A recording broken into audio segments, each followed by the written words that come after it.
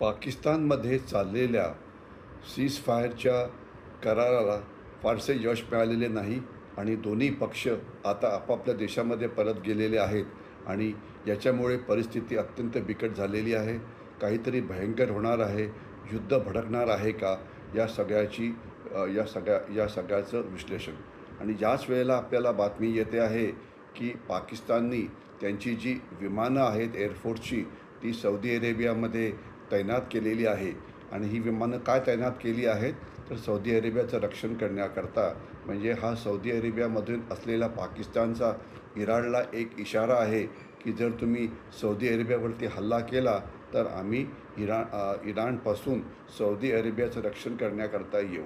आता हे जे सगळं नाटक, हा जो शब्द वापरला जे चाललं होतं पाकिस्तानच्या राजधानीमध्ये, याचं कसलं विश्लेषण करता येईल. खरं म्हणजे इथे काही फारसं निघेल असं कोणालाही काही वाटत नव्हतं. हे दोन्ही बाजू नुसतं चाचपडत होत्या. कारण जे डेलिगेशन आलं होतं अमेरिकेमधून, त्यामध्ये त्यांचे परराष्ट्र खात्याचे जे मुख्य आहेत मार्को रुबियो, ते त्यामध्ये नव्हते. आणि इराणचं जे डेलिगेशन होतं 70 जणांचं होतं, परंतु त्याच्यामध्ये इराणचं जे रिव्होल्युशनरी गार्ड आहे, जे ॲक्च्युली इराणचे राज्यकर्ते आहेत, त्यांचा रिप्रेझेंटेटिव्ह कोणीही फारसा नव्हता. आणि अर्थातच दोन्ही देशांनी आपापल्या मागण्या पुढे मांडल्या. त्या मागण्या मान्य करणं हे दोन्ही बाजूला शक्य नव्हतं. उदाहरणार्थ अमेरिकेचे उपराष्ट्रपती म्हणाले की आम्ही सांगितलं की आम्ही तुम्हाला बेस्ट ऑफर काय देऊ शकतो, परंतु ती त्यांनी घेतली नाही.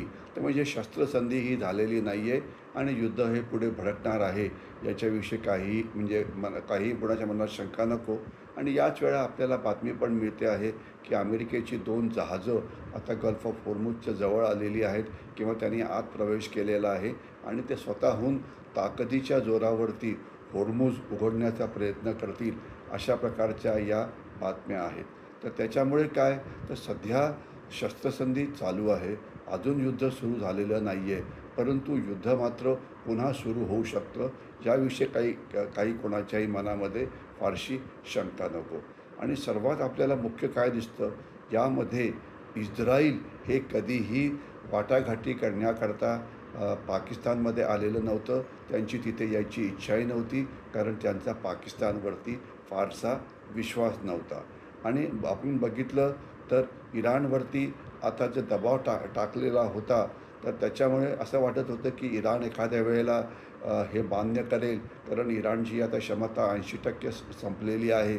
परंतु इराणने आपलं फायटिंग स्पिरिट दाखवून दिलं आणि त्यांनी ते कुठलंही पाऊल मागे घ्यायला तयार नव्हते.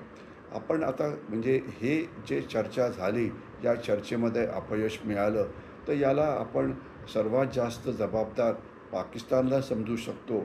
कारण पाकिस्ताननी या चर्चेमध्ये महत्त्व दिलं होतं ते पाकिस्तानला.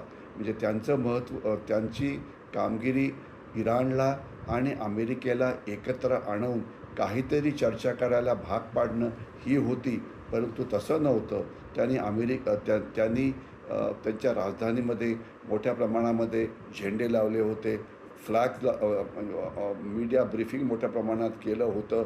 असं दाखवलं जात होतं की ते जगाकरता एक अतिशय मोठी शांतता निर्माण करणारं राष्ट्र म्हणून पुढे येतं आहे. तर म्हणजे याला जे म्हणायचं की त्यांचं सगळं लक्ष पाकिस्तानचं महत्त्व वाढवण्याकरता होतं. त्यांचं लक्ष इराण आणि अमेरिकेला एकत्र आणणं याकरता अजिबातच नव्हतं.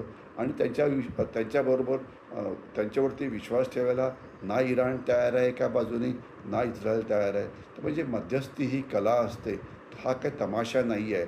शांतपणे जर मध्यस्थी केली असती तर काहीतरी निघालं असतं, परंतु इथे तमाशा जास्त होता, प्रचार जास्त होता, नाटकीपणा जास्त होता.